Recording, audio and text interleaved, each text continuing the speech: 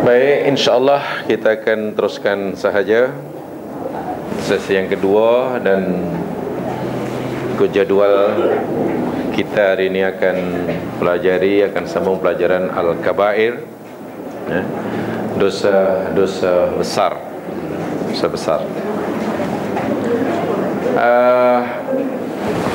Dosa-dosa besar yang terakhir yang kita pelajari ialah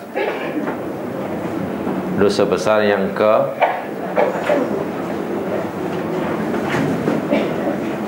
26 ke 27? 17. Sombong. Ya. Dosa yang terakhir dosa sombong.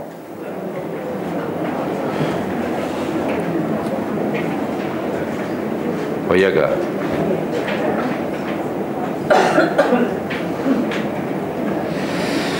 Jadi hari ini kita akan teruskan dosa yang ke-18,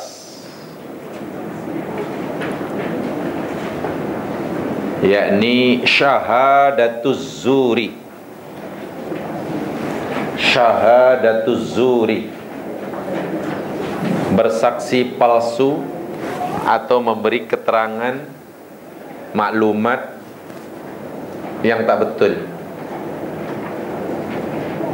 Khasnya dalam proses mencari atau menegakkan keadilan.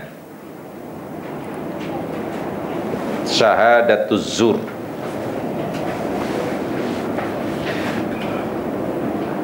Bersaksi bohong, memberi keterangan palsu, bercakap tidak benar.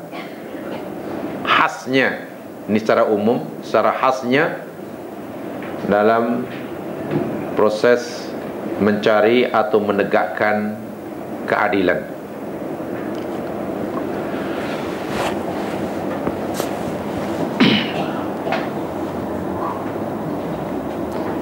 Ingin saya sampaikan terlebih dahulu sepotong ayat Al-Quran sebagai ayat pertama yang kita jadikan untuk menjelaskan dalil dasar untuk menjelaskan dosa yang ke-18 ini. Tolong coba dilihat surah Al-Hadid ayat yang ke-25. Surah Al-Hadid ayat 25.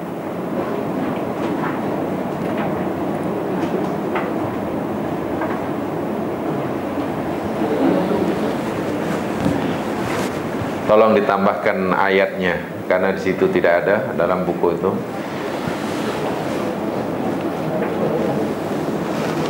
Sudah ya? Ada. Tolong ikuti saya. A'udzu billahi minasy syaithanir rajim.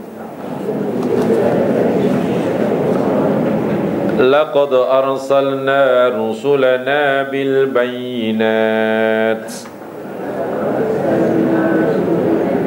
وأنزلنا معهم الكتاب والميزان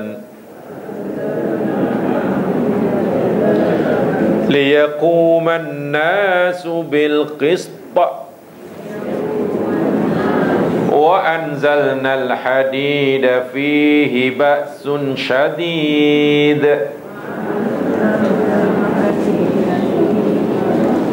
ومنافع للناس وليعلم الله من ينصره ورسله بالغيب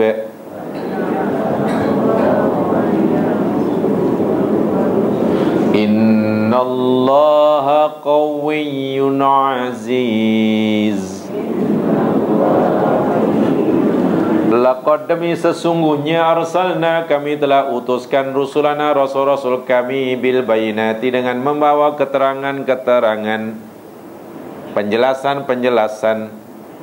Wa anzalna dan kami telah turunkan ma'ahum bersama mereka rasul-rasul kami itu alkitab wal mizan dan mizan. Maknanya ada dua yang Allah turunkan, Allah berikan kepada setiap utusannya. Ada dua yang Allah turunkan dan Allah berikan pada setiap rasulnya. Dua itu, satu Alkitab, kedua Al-Mizan. Alkitab wal Mizan. Mizan itu timbangan.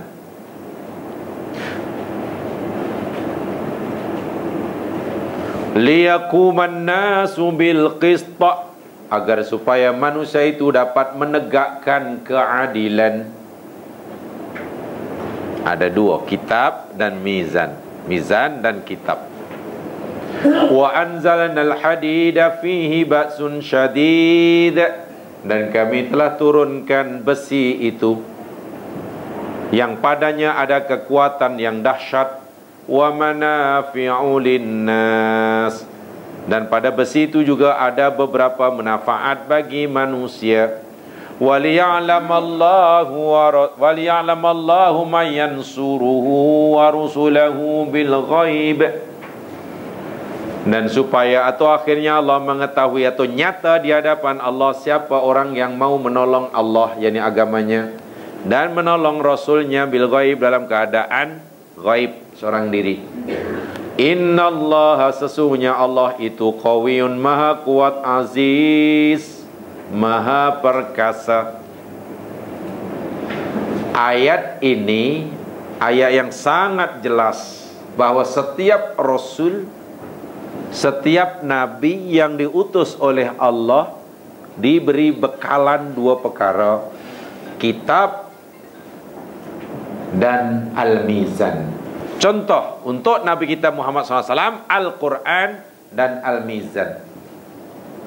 Mizan ini sebenarnya nama je, macam benda lah, alat yang dimaksudkan fungsinya. Dalam bahasa Arab dalam tata bahasa Arab ada istilah namanya majaz mursal. Ada istilahnya majaz mursal. Apa itu aja majaz mursal? Begini, bila Allah menyebut tempat tapi yang dimaksudkan penghuninya, bila Allah menyebut alat tapi yang dimaksudkan fungsinya.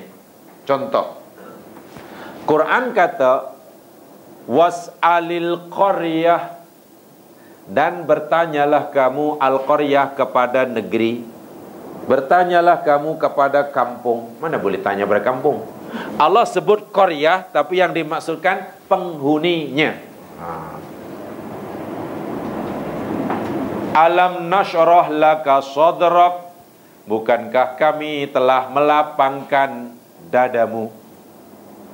Sadrun itu dada, tapi yang dimaksudkan bukan dadanya, tapi apa yang di dalamnya, hati. Dalam ayat ini Allah sebut kami turunkan al-mizan.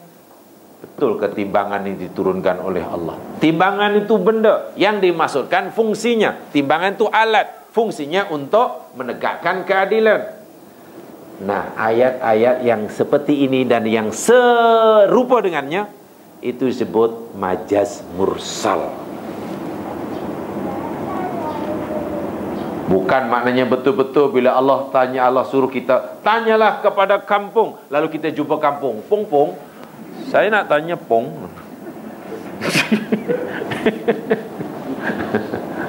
Dan kami telah hancurkan kampung karena mereka zalim. Mana ada kampung yang zalim? Penghuni dia. Quran untuk Nabi Muhammad SAW dan Al-Mizan, keadilan, supaya manusia ini dapat menegakkan keadilan. Ini perintah setiap rasul, setiap nabi, dan kemudian diperpanjangkan pada setiap umatnya, menegakkan keadilan. Saya tidak cerita tentang Alkitabnya, cerita tentang Al-Mizannya. Sebab dalam ayat yang kita sebelah ini, dosa besar, yakni berkaitan apa? berkaitan dengan bersaksi palsu, memberi keterangan tak betul. Yang menariknya, kalau kita perhatikan ayat ni, selepas Allah cerita Alkitab, cerita tentang mizan, ayat sambungan dia, wa anzalnal hadid, dan kami turunkan besi. Kalau kita lah buat karangan bahasa Melayu, agak-agak ayat seperti ini lulus ke tak lulus? Mungkin cikgu ni awal ni sebenarnya nak cerita apa? Ni nak cerita kitab ke, nak cerita timbangan tu, nak cerita besi ni, apa kena mengena lepas cerita? Tengok dalam satu ayat, apa kena mengena besi dengan mizan dengan... Ya, memang tidak banyak kita temukan dalam tafsir-tafsir klasik, tapi ada sebagian mufassir contemporary memahami dia punya tanasub. Tanasub maknanya keserasian. Keserasian hubungan antara ayat dengan ayat, keratan ayat dengan keratan ayat, antara surah dengan surah, bahkan antara kalimat dengan kalimat yang lain. Quran ini disusun dengan sangat-sangat serasi. Tidak ada yang janggal. Kalaupun ada rasa yang pelik dan janggal, itu hanya karena kita belum memahaminya. Satu di antara rahsianya, selepas Allah cerita tentang mizan, dan mizan itu tujuannya supaya manusia menegakkan keadilan, lepas itu cerita tentang besi, mufassir kontemporer memahami, bagi memastikan tertegaknya keadilan, sehingga tidak boleh ada orang yang teraniaya. Yang menganiaya mesti mendapat balasan, yang teraniaya mesti terbela, yang punya hak mesti mendapatkan haknya, yang ada kewajipan mesti melaksanakan kewajipannya. Ini namanya keadilan. Sehingga tidak ada lagi orang yang tidak mendapatkan apa yang sepatutnya jadi haknya. Tidak ada orang yang sepatutnya melakukan kewajipan yang tidak melakukannya.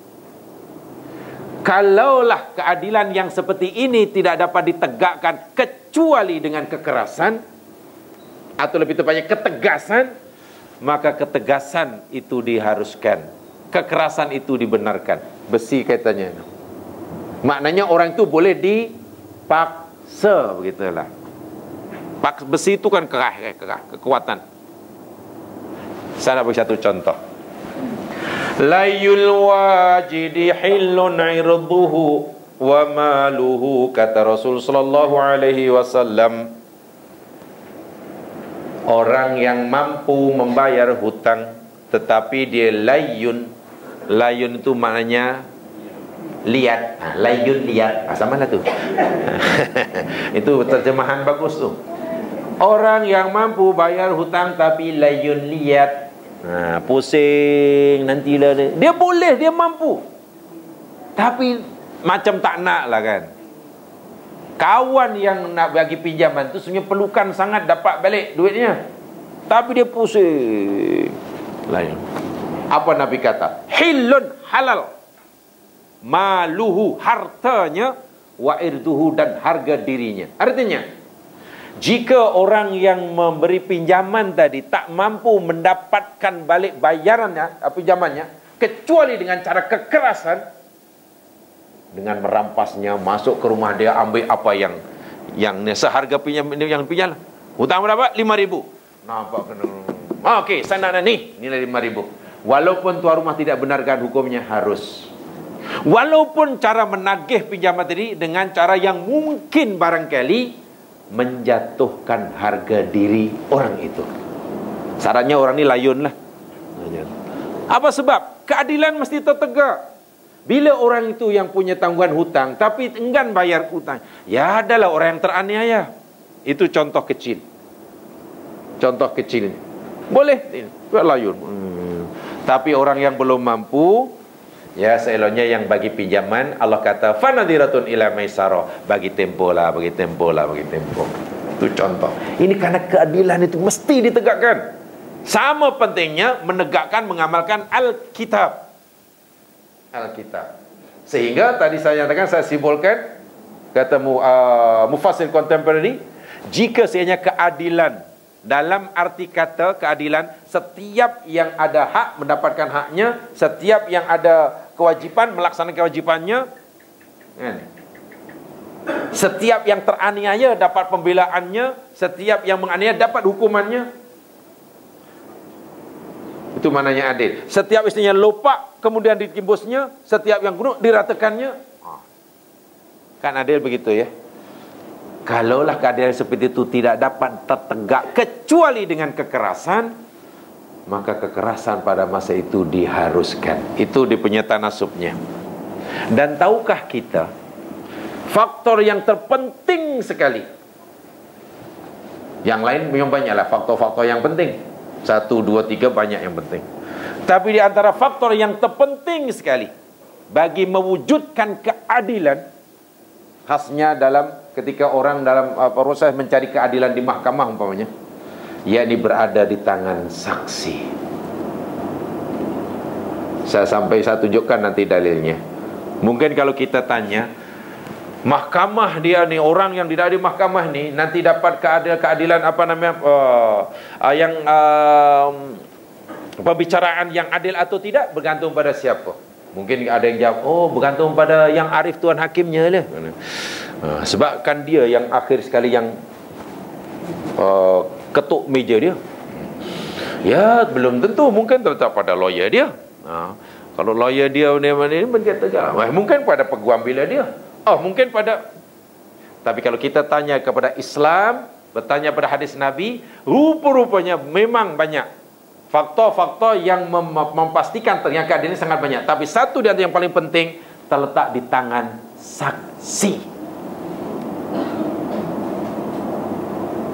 Kenapa begitu?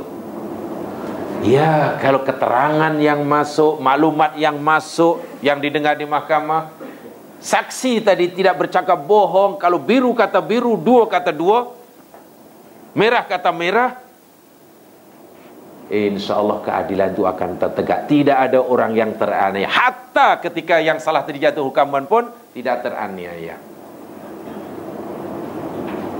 Pada zaman Rasul, saya nak tunjukkan hadisnya ya maskannya. Tengokkan di tangan saksi. Sebab itu bila saksi bercakap bohong, keadilan akan tak mampu dan tidak tertegaknya keadilan. Masya Allah, bencana yang sangat dahsyat. Orang yang menjadi punca tidak tertegaknya keadilan, maknanya melakukan dosa yang teramat sangat besarnya. Di dalam sebuah hadis jamaah sekalian, hadis ini ada dalam kitab Al-Muwatta Imam Malik. Ada kawan dahulu, agak lama jugalah, sebelum tahun 2000 lah, akhir 90 berapa tu, dia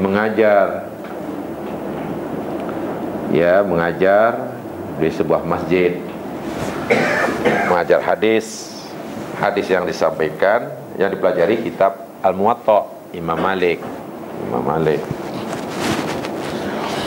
Jadi mula-mula orang tidak perasan yang disampaikan tu hadis tu Imam Malik, Al-Muwatta Imam Malik.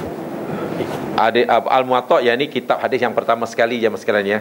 Sahih Bukhari belum ada, Sunan Tirmidzi belum ada, Sahih Muslim belum ada. Yang pertama sekali kitab hadis yang Al-Muwatta Imam Malik yang susun. Setelah diberitahu dan ada yang tahu, ada yang menegur kawan saya yang ngajar tadi. Ustaz minta maaf Ustaz yang tu mengajar tu kitab hadis apa Ustaz?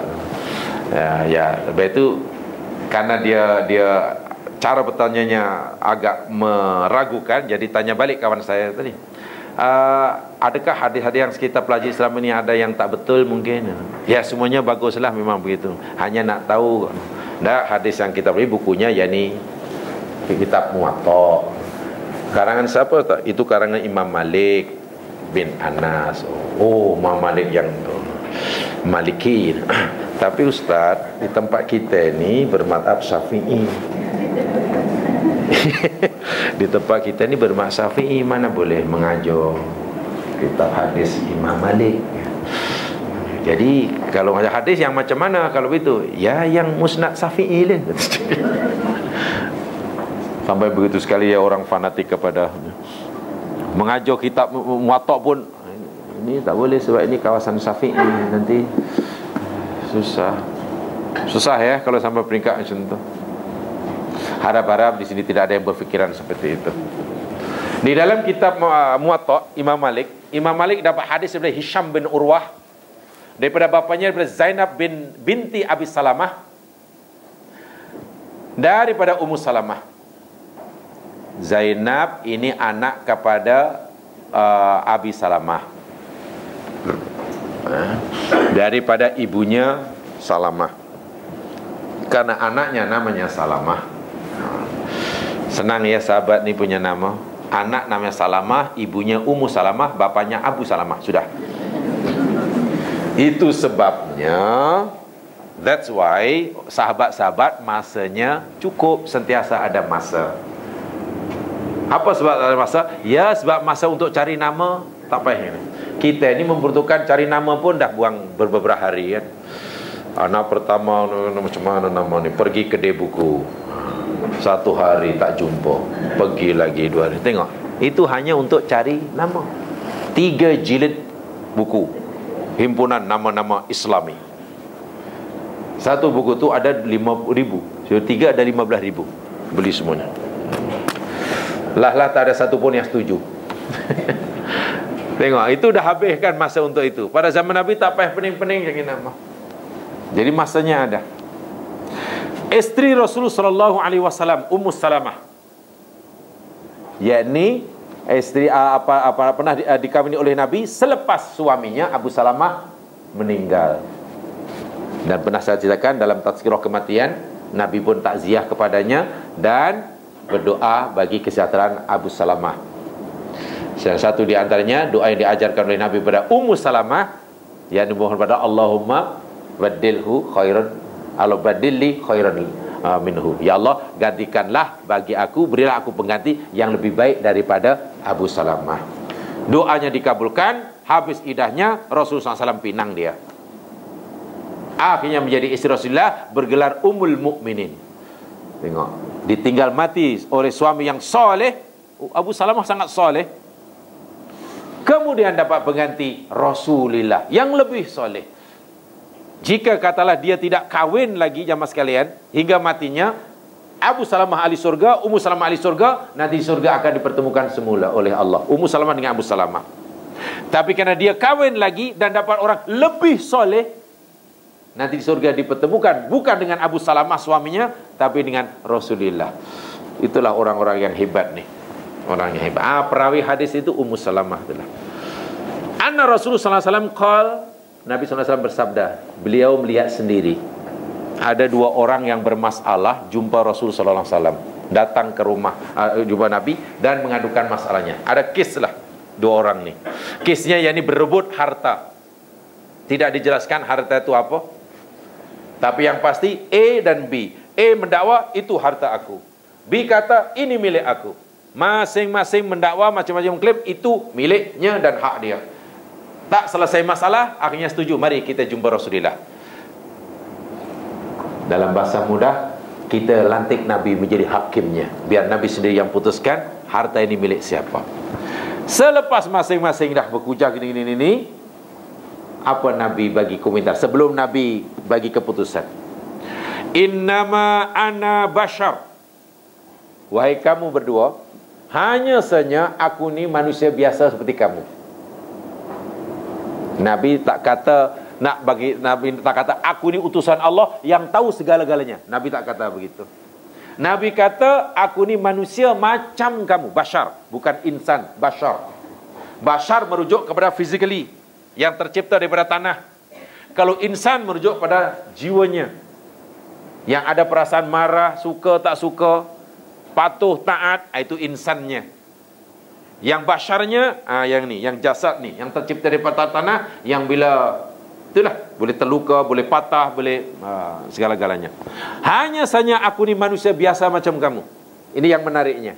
Saya ulangi sekali, Nabi tidak memperkenalkan dirinya waktu itu ketika jadi hakim, aku ini adalah utusan Allah yang tahu segala-galanya termasuk yang kamu tak tahu. Tak. Aku manusia biasa.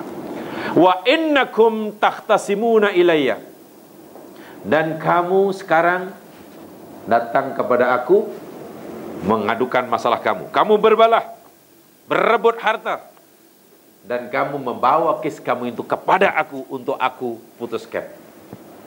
Tapi kata Nabi, fala'alla ba'dakum ayyakuna alhanu bihujjatihi min ba'din. Selepas aku dengar maklumat B, setelah aku dengar maklumat A, masing-masing dah diberi peluang lah untuk bercakap. Apa alasan kamu A mendakwa ini milik kamu? Apa alasan kamu B, ini hak kamu? Masing-masing berhujah. Selesai berhujah, Nabi kata, selepas aku mendengar hujah kedua, boleh jadi sebab seorang daripada kamu lebih pandai bercakap daripada sebagiannya. Aku nampak tadi seorang daripada kamu lebih pintar berhujah. Dalam bahasa undang-undang mungkin, saya nampak daripada kamu lebih pandai bersilat lidah. Wah, itu bahasa undang-undang, bersilat lidah. Maknanya lidah dia dah pandai semua lah. Pusing. Yang lain pula tak tahu, katalah A lebih pandai, begini Rasul sebagini gini. Yang B pula, apa alasan kamu B bahawa itu milik kamu? Ya Rasul, memang ini saya yang punya lah, saya tak jual, memang saya punya lah. Ialah apa buktinya abrahnya? Buktinya saya punya lah. Itu je cakap dia. Macam mana nak meyakinkan Tuan Hakim kalau cakap yang begitu aja? Di mahkamah bukti perlu, syahadah perlu, keterangan diperlukan. Hakim tidak boleh memberi keputusan tanpa keterangan yang masuk di hadapannya. Seorang pandai, yang seorang tak begitu pandai. Nabi dapat merasakan tu. Fa'aqtilahu ala nahwi mimma asma'u minhu. Sedangkan aku sebagai hakim kamu dan aku manusia biasa hanya akan bagi kata putus nanti. Aku putuskan milik siapa 100% berpandu berdasarkan apa yang aku dengar, maklumat yang masuk. Ingat, aku tidak tahu siapa yang gaib, sebab aku tidak tahu yang gaib. Keputusan aku 100% berdasarkan keterangan yang masuk yang kamu berikan tadi. Tapi itu tadilah saya katakan, seorang daripada kamu lebih pandai bercakap, pandai bersilat lidah. Faman qadaitu lahu bisyai'in min haqqi akhi, maka siapa sahaja yang aku bagi keputusan, yang aku putuskan benda ini miliknya, sedangkan ia bukan miliknya. Itu dah mula gerun yang ni tadi. Aku hanya akan putuskan berdasarkan keterangan yang aku dengar. Maka bila keputusan aku maksudnya tidak berpihak kepada yang benar, sebab aku putuskan benda ini kepadanya yang hakikatnya bukan milik dia tapi milik saudaranya, fala ya'khudanna minhu syai'a, jangan sekali-kali kamu ambil. Fa inna ma aqta'u lahu qit'atan minan nar, karena sesungguhnya aku sedang memberikan kepadanya kepingan potongan api neraka. Sekarang aku putuskan bagaimana yang masuk daripada fatwa ini, maknanya yakin benda ini milik kamu. Milik A katalah. Dah selesai. Sepatutnya balik. Sebenarnya A mesti suka kan? Oh, maknanya aku percaya. B tidak boleh komplain. Ingat, hakimnya Rasulullah. Hakim yang Rasulullah ni zaman sekian, orang yang paling adil. Dia hanya berpihak kepada yang benar.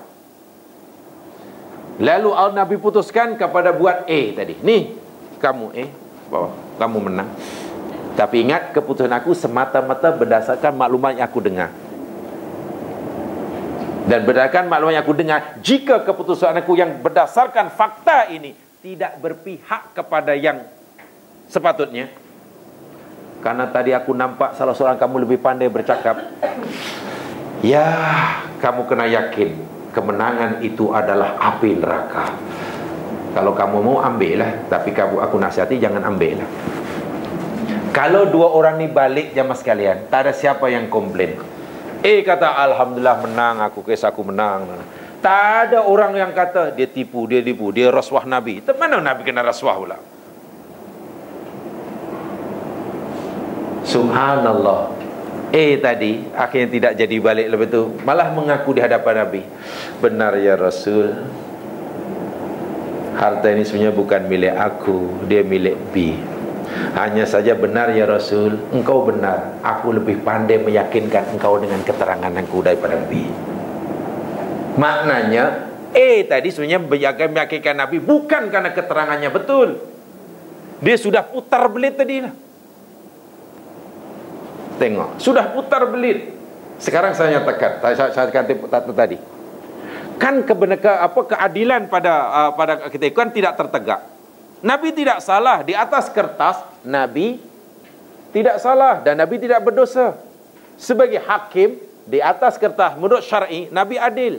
Tapi hakikat keadilan tidak tertegak. Bukan berpunca pada Rasul sebagai hakimnya, tapi berpunca daripada nasib baik orang pada masa itu semuanya takut Allah. Sebab itu kalau kamu nak ambil lah, kalau aku ambil neraka ini, aku tahu ni neraka ni, tak jadi ambil, diserahkan kepada Nabi. Rupanya tengok, tertegak keadilan atau tidak, pertama dengan saksi, dan baru tegak kalau setiap orang tu ada takut pada Allah Subhanahu Wa Taala, takut pada Allah. Kalau sekarang agak-agak macam mana? Kalau orang tu, kalau tadi orang sekarang lah, balik terus sujud syukur dan kenduri kesyukuran. Sudah tadi siapa yang syakwa sangka? Nak salahkan siapa? Mahkamah tadi, ketua hakim dia Rasulullah. Nak kata tak jujur, tak ada apa namanya ni, konspirasi, nak kata kong kaling kong, tak mungkin. Mana ada kong kaling kong hakimnya Rasulullah? Kong kaling kong tu bahasa yang tak jelas kan? Karena bahasa pun tak jelas, mana proses tadi tak jelas. Subhanallah. Itulah saya kata dia kan dalam kitab ini, Kabair ini, dosa yang sangat besar bila seorang itu memberi keterangan yang palsu. Karena dialah faktor utama yang boleh menggagalkan tertegaknya keadilan. Sehingga orang yang ada hak terhadap sesuatu gagal mendapatkan haknya.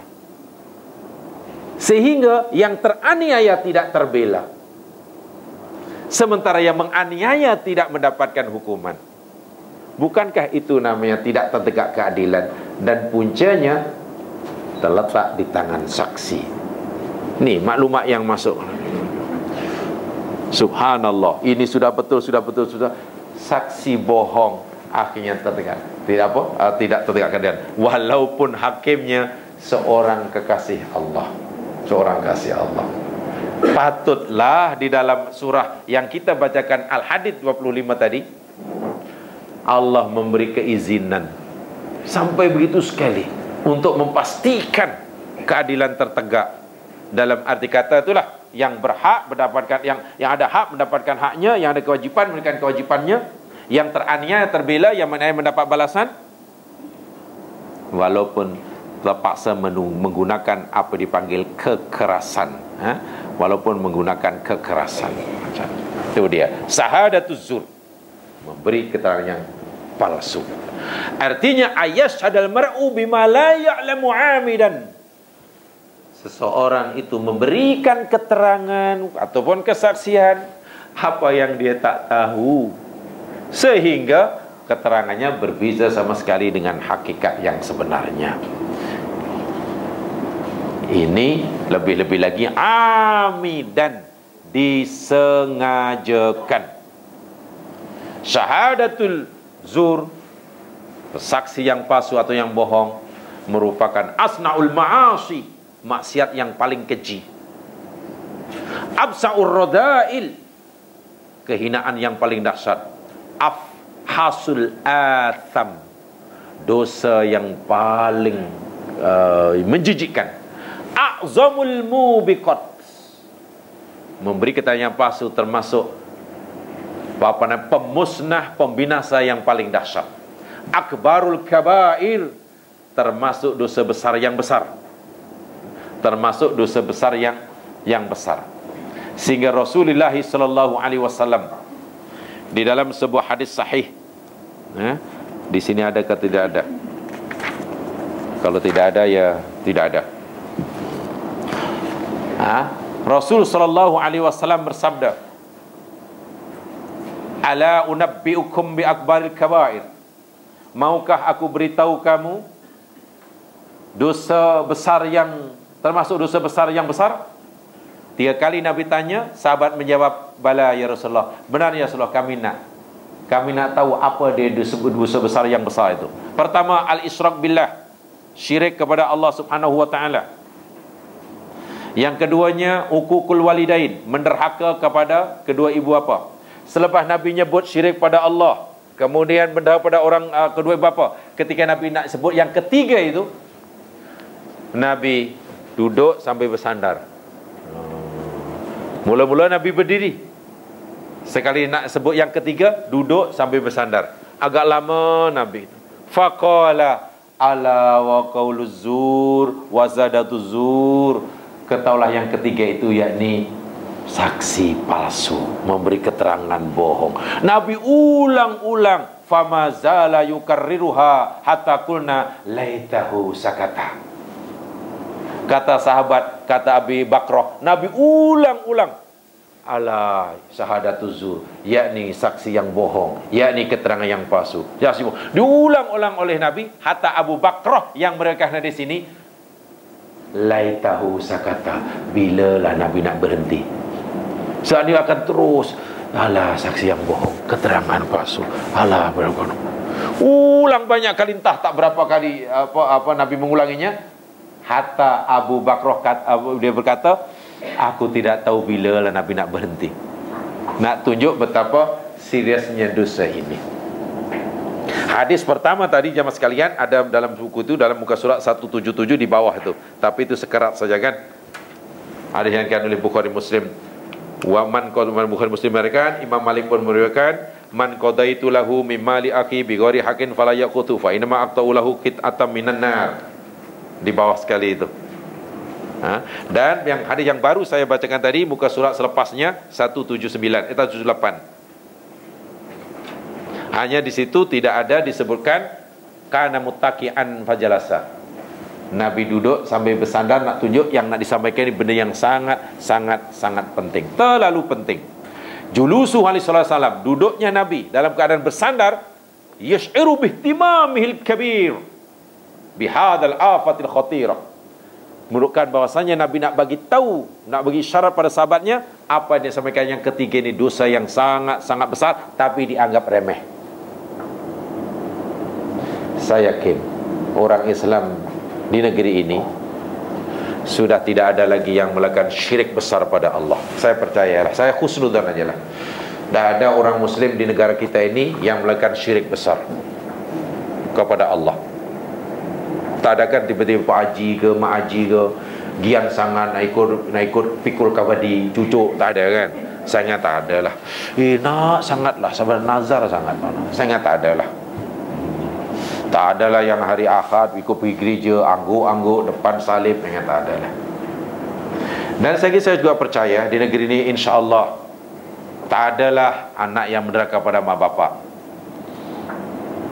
InsyaAllah. Kalau ada pun 1, 2, 3, 4, 5, 6 aja lah. Syirik, katalah orang Islam ikut pikul kawadi pasti merasa bersalah, pasti merasa habis sahadah aku, ini dosa yang sangat besar. Bahkan ramai semua orang Islam mengutuknya, kamu sudah murtad, kamu sudah. Jika ada seorang anak menderhaka pada mak bapak pun masyarakat pasti mengkejinya, walaupun tidak sekeras bila melakukan syirik yang pertama tadi. Sekarang pun kita sudah selalu dengar kan, anak mereka pada bapak bahkan hingga peringkat alhamdulillah mempermalukan orang tua di hadapan awam, mempermalukan orang tua, diheretnya ke mahkamah. Sedih sekali, sangat-sangat menyedihkan. Tapi yang ketiga ini, ketika Nabi nak menyampaikan sambil duduk dan diulang-ulang sehingga sahabat kata, bila Nabi nak berhenti, nak tunjuk benda ni sangat besar. Malangnya umat Nabi SAW belum melihatnya ia perkara yang besar. Mungkin menganggapnya remeh, cakap bohong, memberi keterangan palsu, mungkin dia ingatnya benda yang remeh. Wahal sangat-sangat serius dalam agama. Sabab ihtimal mutazawid kama qala ahlul ilmi, kaunu ashal wuku'an 'alan nas. Dan ia begitu mudah dilakukan oleh manusia. Tahawun biha akthar, ramai dan menganggapnya, mempermudahnya. Tahawun, menganggap remeh lah. Wal hawamil alayya kathratukal adawa wal hasad. sedangkan ianya boleh menimbulkan pertengkaran, permusuhan dan seterusnya. Syahadatuz zur, sedangkan kesaksian yang benar jemaah sekalian, mi'yar. Syahadah, saksi ni jemaah sekalian, mi'yar. Mi'yar ni maknanya satu timbangan. Mi'yar ni sebagai satu tanda aras litamyiz al-haq minal batil wa hajiz yafsulu da'awa as-sadiqah minal kadhibah. Sebagai tanda aras, sebagai timbangan untuk membezakan yang hak dan yang batil. Untuk membezakan yang hak dan yang batil. Bila ia tidak dapat ditegakkan, masya-Allah wa'iyadzubillah, tentulah dosanya terlalu amat sangat.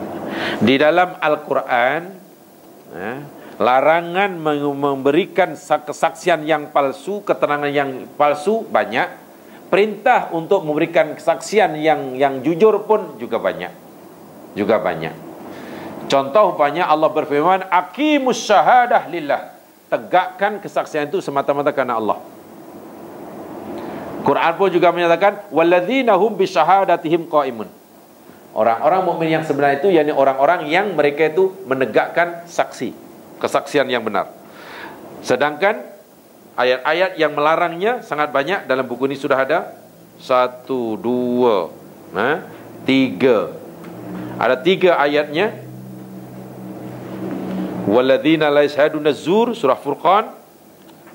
Kemudian fajtanibur rijza minal authan wajtanibu qaulaz zur, Al-Hajj 30. Kemudian innallaha la yahdi man huwa musrifun kadzdzab, Al-Mu'min 28. Al-Mu'min 28. Di dalam ayat ini, khasnya dalam ayat yang kedua, surah Al-Hajj ayat yang ke-30. Subhanallah wa'iyadzubillah tsumma na'udzubillah, yakni syahadah palsu wajib kita jauhi sebagaimana kita menjauhi berhala. Syiriklah maksudnya. Dan di situ tengok diulang 2 kali. Fajtanibur rijsa minal authan wajtanibu qaulazur. Ada 2 kali perkataan ijtanibu. Nak tunjukkan betapa pentingnya. Contoh dalam ketaatan pada Allah pun diulangi 2 kali perintah ketaatan. Atiiullah wa atiiur rasul. Taat pada Allah bersifat mutlak, taat pada Rasul bersifat mutlak, tanpa syarat. Ayat ini demikian juga. Fajtanibul rijsa minal authan. Jauhi oleh kamu kata-kata kotor tentang berhala, mana syirik, tanpa syarat. Tinggalkan syirik tanpa syarat. Jangan tinggalkan syirik kecuali syirik tidak boleh dilakukan kecuali tak ada kecuali.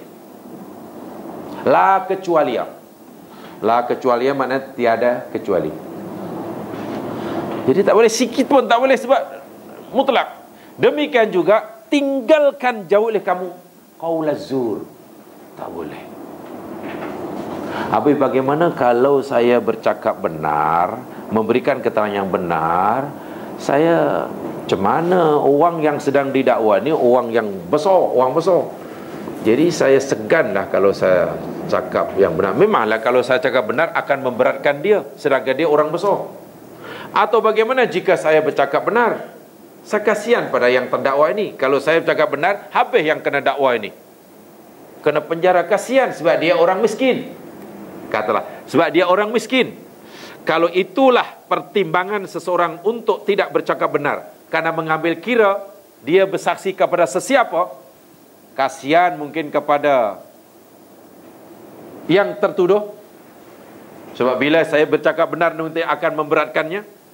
Ataupun kasihan hormat kepada yang tertuduh kerana kehebatannya, darjahnya. Baik, ingat ayat ini. Lihat surah An-Nisa ayat 135. Dalam buku ini tidak ada, jadi kita makan. Biasanya pertimbangannya begitu. Kalau saya cakap benar, seganlah sama ni, sebab orang ni orang besar, nanti nanya ni orang ni. Atau mungkin kasihan kepada yang tertuduh, maklum dia orang miskin. An-Nisa 135. Coba perhatikan. Ini panduan bila kita diminta keterangan. Jangan mengambil kira siapa yang kena tuduh. Tidak boleh sama sekali. Yang diambil kira ketika orang memberikan keterangan yang benar, Allah, Allah, Allah dan Allah. Tak ada yang lain. Ikuti. A'udzu billahi minasyaitonir rajim. Ya ayyuhalladzina amanu kunu qawwamina bil qist.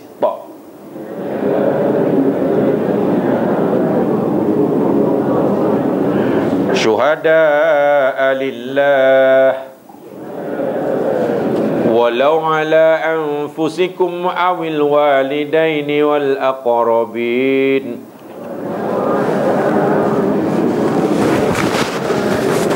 iyakun ghaniyan aw faqiran fallahu awla bihima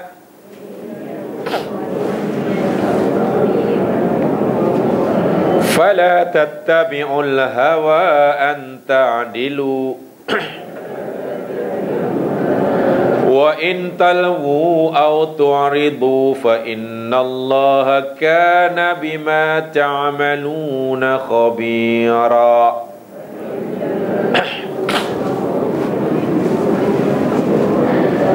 Ya ayyuhalladzina amanu, wahai orang yang beriman, kunu jadilah kamu qawwamina bil qisti syuhada.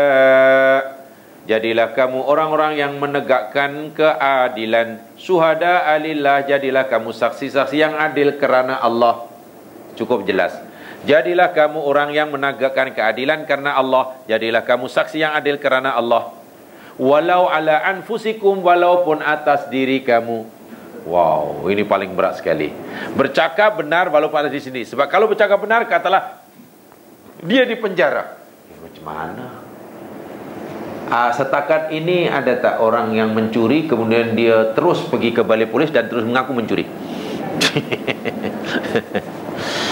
Ketika ada pembunuhan, tiba-tiba si pembunuh terus pergi ke balai polis dan mengaku, saya membunuh cik, saya ni. Ada tak yang mengaku?